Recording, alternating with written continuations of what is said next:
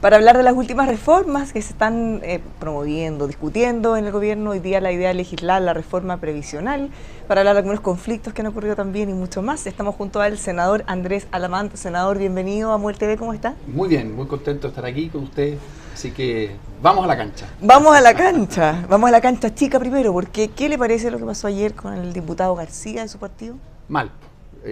Obviamente que uno no puede estar de acuerdo con estos episodios de ofuscación, de agresión. En definitiva, yo creo que estuvo mal el diputado García. ¿Hubo dos incidentes? Sí, hubo dos incidentes que se han estado relatando, pero yo creo que junto con decir que estuvo mal, cosa que yo creo que no hay dos opiniones, creo que es importante que en definitiva el diputado García se haya disculpado, haya pedido las disculpas del caso, y yo tengo la impresión de que va a tener que ver su caso ser visto en las instancias disciplinarias de la Cámara de Diputados, que es lo que corresponde. Uno lo que quisiera siempre es que el debate político fuera de altura, fuera de ideas, y que no tuviera estas expresiones, ni que nadie se ofuscara de la manera que ocurrió el día de ayer. ¿Usted cree que el partido debería tener un rol más activo en multar, por ejemplo, o sancionar de alguna manera estos actos?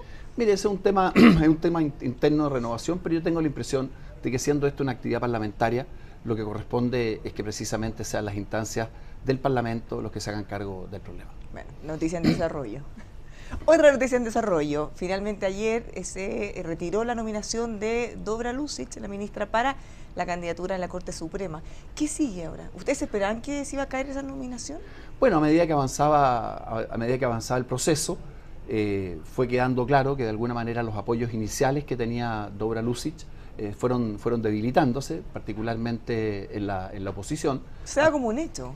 Bueno, que mire, la verdad de las cosas es que si uno rebobina, Dobra Lucic había sido incluida en las ternas, en las quinas de la Corte Suprema en dos oportunidades como la persona más calificada. En primer lugar. Con el primer lugar. Tiene una trayectoria que incluso en estos episodios no fue objetada desde el punto de vista de su tarea como magistrada, como juez.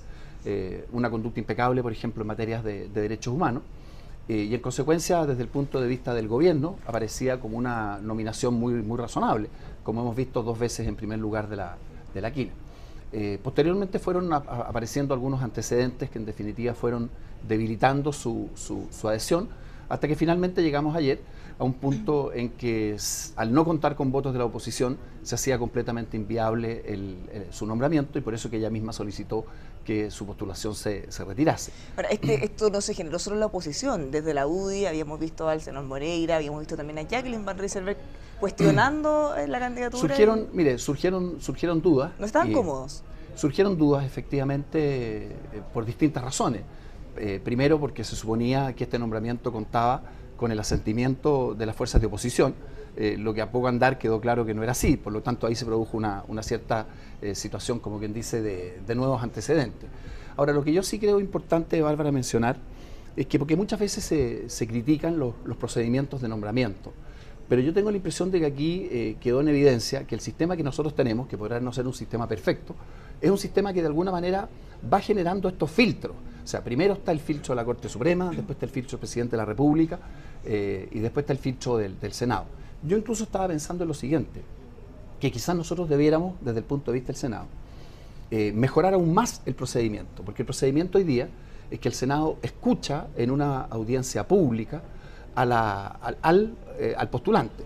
Yo he pensado, y voy a proponerlo, que así como existe esa audiencia pública para que la persona que en definitiva postula haga una presentación ante el Senado, debiera también haber una audiencia pública para que toda persona que desee formular un antecedente, poner algún argumento arriba de la mesa, formular un cuestionamiento, tenga la oportunidad de hacerlo. Creo que sería un procedimiento bastante razonable, es decir, una audiencia pública para que las personas que estimen que tienen antecedentes que aportar al proceso de nombramiento lo puedan hacer institucionalmente.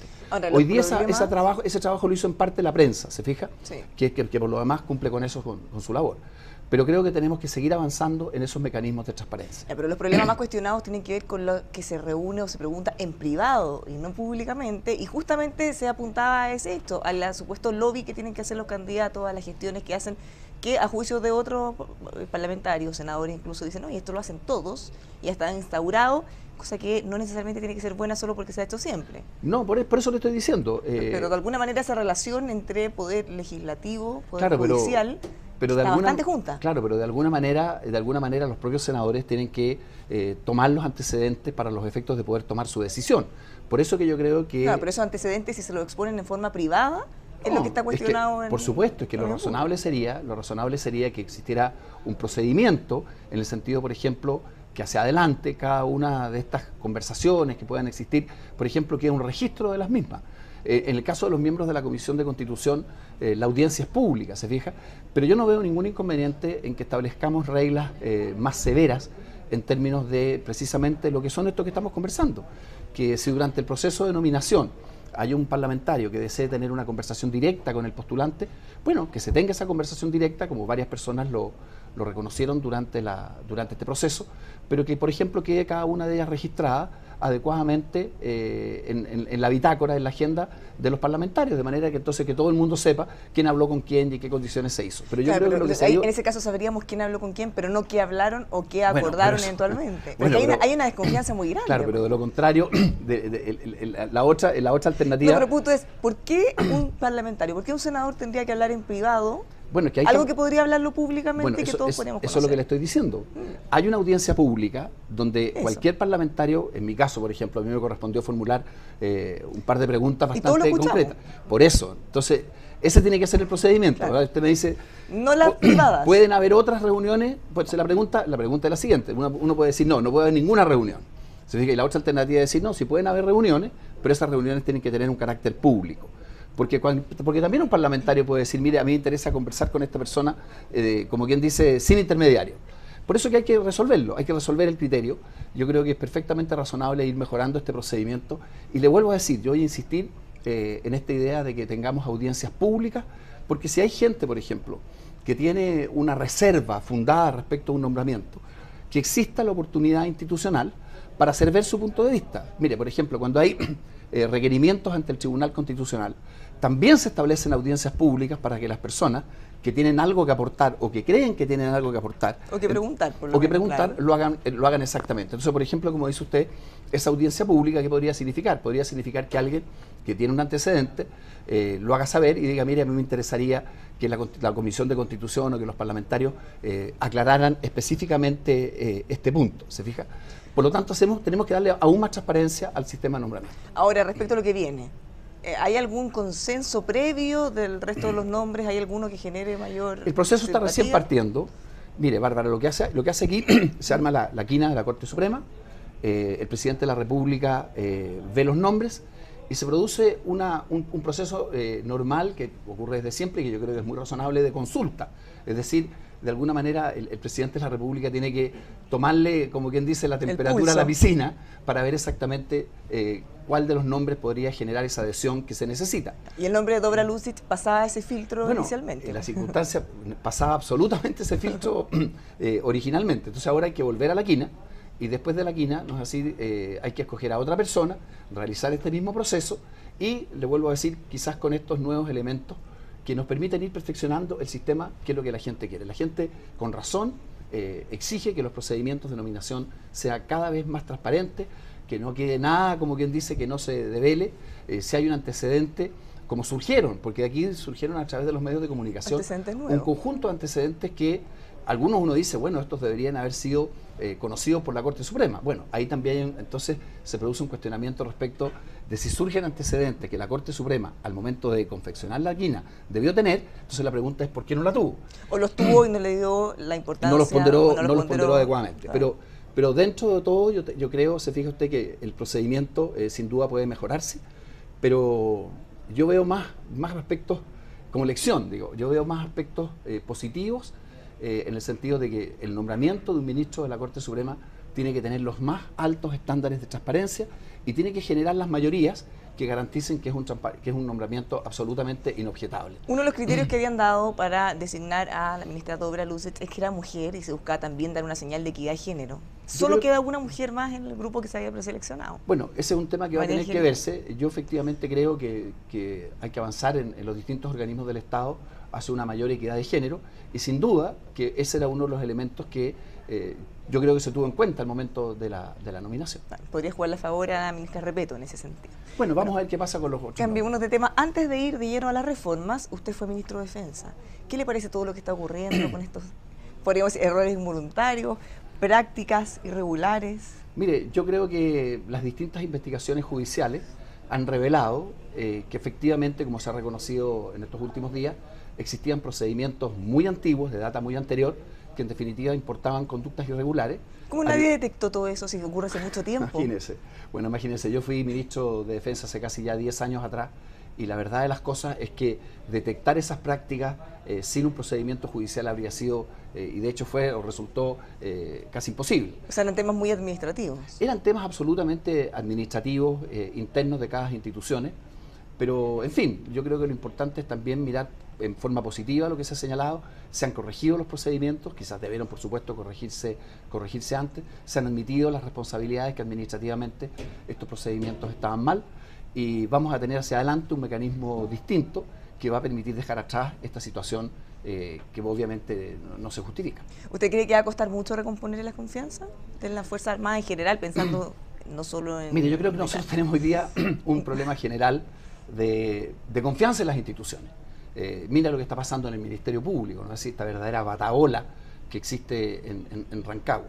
Entonces yo creo que para recuperar el prestigio de las instituciones y para que la gente confíe más en ellas, yo creo que hay como quien dice un desde absolutamente fundamental, que es que cuando se producen situaciones irregulares o que revisten el carácter de irregularidad, lo fundamental es que las cosas se despejen como corresponde.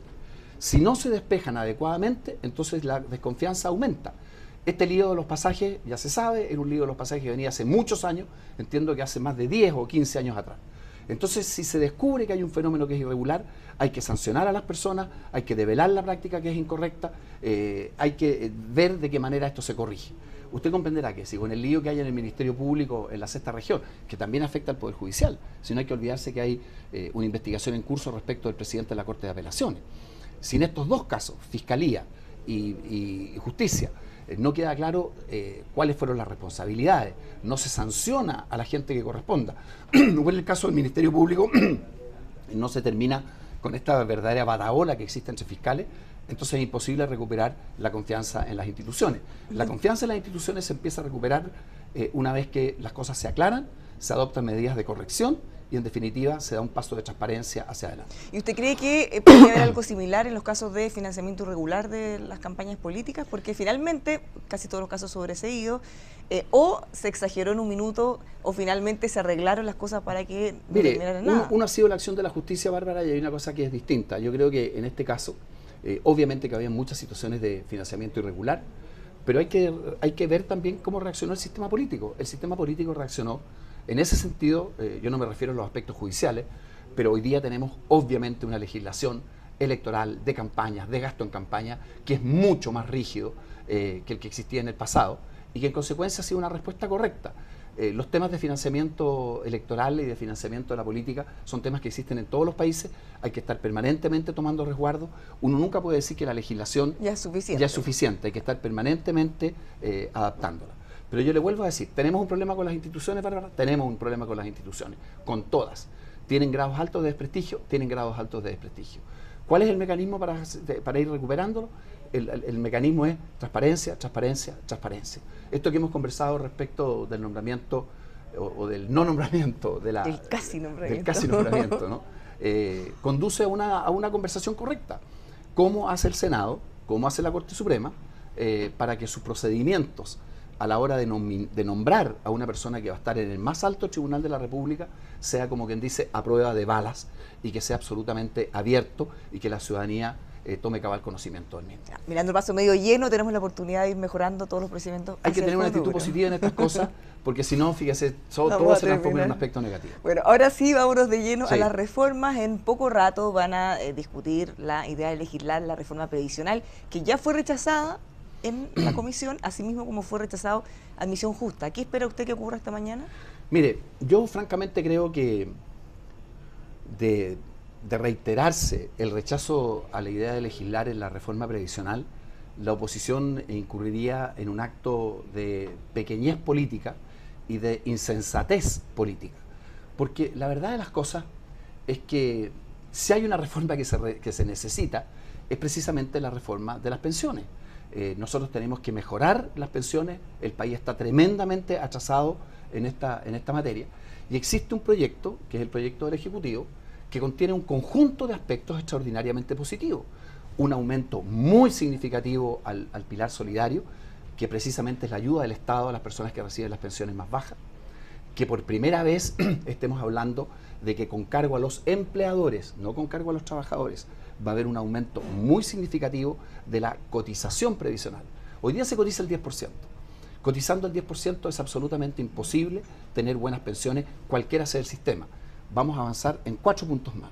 Por primera vez van a haber subsidios a la mujer, que es una de las más perjudicadas, precisamente por la estructura, por el funcionamiento, por las lagunas del sistema previsional, y van a haber aportes sustantivos a la clase media. Es decir, un proyecto contundente, un proyecto macizo.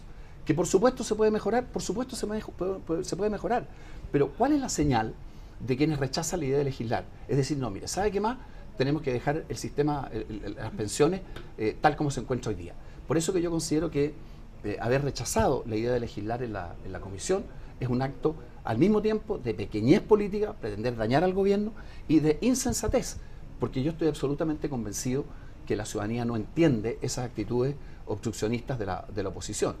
La oposición, cuando actúa de esa manera, simplemente se desprestigia, y yo espero que eso cambie hoy día. Bueno, la oposición está negociando, le presentó un conjunto de medidas que quiere llegar a acuerdo con el gobierno, se avanzó en eso, pero se ha cuestionado o se ha condicionado el apoyo del proyecto en la medida que el gobierno ceda un poco más. ¿Usted cree que eso va a ocurrir para que se pueda aprobar? Es que eso es razonable, se fija usted, eso es parte de la conversación. Muchas veces, y yo he estado en el Parlamento tantos años y he estado en la oposición, muchas veces uno, digamos, aprueba la idea de legislar, asumiendo que con posterioridad o simultáneamente van a efectuarse conversaciones, se van a efectuar negociaciones, se van a buscar acuerdos. Pero rechazar la idea de legislar es lo mismo de decir, mire, a mí no me interesa tratar esta materia. Ellos dicen que ustedes también muchas veces rechazaron algunas ideas de legislar. Claro, es que lo que ocurre es lo siguiente. Mire, efectivamente, ¿cuándo rechaza uno una idea de legislar? Cuando considera que no debe legislarse sobre la materia. Es decir, mire, este problema no existe, este asunto está lo más bien, dejémoslo tal cual. Esa no es la situación hoy día. ¿Podría calificar admisión justa en el sentido de la oposición? Mire, yo creo que en el caso de admisión... Porque es distinto. También tiene similitudes. Yo creo que admisión justa apunta a un aspecto muy significativo y que entre paréntesis va a seguir presente. Pero para ellos ese problema no lo reconocen como tal, a diferencia de las de pensiones, bueno, ellos, que hay un consenso. Le vuelvo a decir, aquí hay como dos alternativas. Uno, decir, mire, el sistema de admisión escolar hoy día está perfecto, no hay que hacerle absolutamente nada, que parece haber sido la actitud o el pensamiento que tuvo la oposición. La otra alternativa es decir, no, momento, este es un sistema que está generando un conjunto de dificultades, tiene problemas y fundamentalmente tiene un problema. El problema es que el mérito en el proceso educacional no tiene ninguna relevancia a la hora de la matrícula de los estudiantes en los colegios. Entonces es una discusión muy profunda. Por supuesto, si la oposición cree que el sistema de admisión escolar, que deja a una enorme cantidad de familias muy disconformes porque simplemente no acceden al colegio que a ellos les gustaría, que el sistema está perfecto, entonces tienen razón en rechazar la idea de legislar, porque en el fondo es decir, mire... El argumento es, ese no es un problema. Exactamente. A diferencia de las pensiones. A diferencia de las pensiones donde no hay nadie que no diga que es un problema, ¿se fija? ¿Qué espera que pase ahora, en un ratito? Mire, ¿Que lo aprueben espero, o no? le vuelvo a decir... ¿O qué cree que va a pasar? A ver, yo espero que la oposición no siga con la brújula tan extraviada y dé un paso positivo precisamente para que podamos tener una reforma a las pensiones que realmente se necesita. Yo francamente creo que lo que ha planteado el gobierno como un proyecto es verdaderamente un cambio muy significativo. Si uno revisa los cambios que ha habido en el sistema de pensiones desde su creación hace ya varias décadas, yo diría que lo más significativo ocurrió durante el primer gobierno de la presidenta Bachelet, el año 2008, y lo que está ocurriendo ahora. O sea, la propuesta que ha enviado el presidente Piñera al Congreso verdaderamente es un inicio de un proceso para el mejoramiento sustantivo de las pensiones, porque afecta, como le digo, muchos elementos de juicio y muchos elementos que tienen que mejorarse en el sistema. Por lo tanto, yo espero que esto sea, como quien dice, el primer paso para una reforma previsional que tanto se necesita, de la cual se ha hablado tanto y de la cual seguimos atrasados. Fíjese que durante el gobierno anterior se habló mucho de la reforma de pensiones. Sí, se presentó al final. Se presentó cuando quedaban, no sé, 5 meses, 5 meses, 4 meses, y en consecuencia, y finalmente no se aprobó nada. O sea, el resultado práctico fue que de pensiones, durante el gobierno Bachelet II, hablamos mucho, pero al final del día hicimos nada. Entonces ahora, cuando el gobierno está recién en el primer año, es muy positivo que esté arriba de la mesa esta propuesta. Como yo creo que también es positivo, y habla bien del gobierno, que esté la reforma tributaria, que esté la reforma laboral y que esté la reforma de salud. Es decir, 4 contundentes reformas que deben tener un efecto muy positivo en la vida de la gente. Senador, para terminar, ¿cómo califica que ha estado el funcionamiento del gobierno, la coordinación, algunos autogoles, que ustedes hagan alguna autocrítica? Mire, autogoles varios, por ejemplo, o bueno, incluso siempre, en forma. Mire, siempre, yo creo que aquí hay que tener una mirada, como quien dice, más de mediano y largo plazo, no una mirada tan inmediatista. Todos los gobiernos cometen errores, todos los gobiernos cometen, o todas las autoridades de pronto formulan frases que no son las más adecuadas y que uno se las habría querido evitar. Pero si uno mira el globo de lo que ha sido este año, se encuentra con un balance que yo considero que es muy positivo. Fíjese que este gobierno, en definitiva, asumió con 2 tareas fundamentales que las ha ido, valga la redundancia, asumiendo con fuerza. Todo lo que tiene que ver con recuperar el crecimiento económico y tener una acción mucho más enérgica en los temas de seguridad. No estoy diciendo que los temas de seguridad estén resueltos. Hemos visto, por ejemplo... Ni tampoco lo económico. No, está bien, pero por lo menos el país está creciendo, estamos en una situación mucho mejor. Le digo esto, los temas de delincuencia, que hay que estar siempre encima. Hay mucha preocupación ahora por estos funerales narcos, donde queda en evidencia que hay actores de este proceso que actúan todavía en un margen de impunidad importante. Pero esos 2 temas se han abordado. Creo que se abordaron muchas materias que estaban bajo la mesa, particularmente los temas de migración, que era muy importante ordenar la casa. Y sobre todo, Bárbara, yo creo que cuando cuando estamos casi en el año del gobierno, que tengamos una reforma tributaria que debiera generar un aumento de la inversión y un alivio para las pymes y para los adultos mayores. Que tengamos esta reforma previsional de la que estamos hablando. De que tengamos una reforma laboral que expertos de distintos lados han dicho que es un cambio muy significativo hacia las formas de trabajar en el futuro.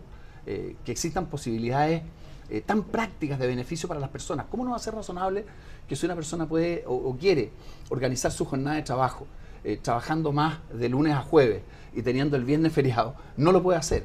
Esa es una de las reformas que apuntan precisamente a una mejor organización del mundo del trabajo y del mundo de la familia. Y tenemos también una reforma de salud que va a resolver muchos de los problemas que tenemos pendientes. Entonces yo francamente creo que el balance es un balance positivo y le vuelvo a decir, espero que el día de hoy no tengamos la obcecación o la tosudez opositora y que permita que el país pueda avanzar en la reforma previsional que es tan importante. Muchas gracias, senador, por haber venido a Muel TV. Vamos a quedar todos pendientes de lo que ocurre en la votación en un ratito. Muy bien, pues Bárbara, muchas gracias. Todos los detalles de esa votación, las repercusiones y más, las puede ver durante el día en emol.com.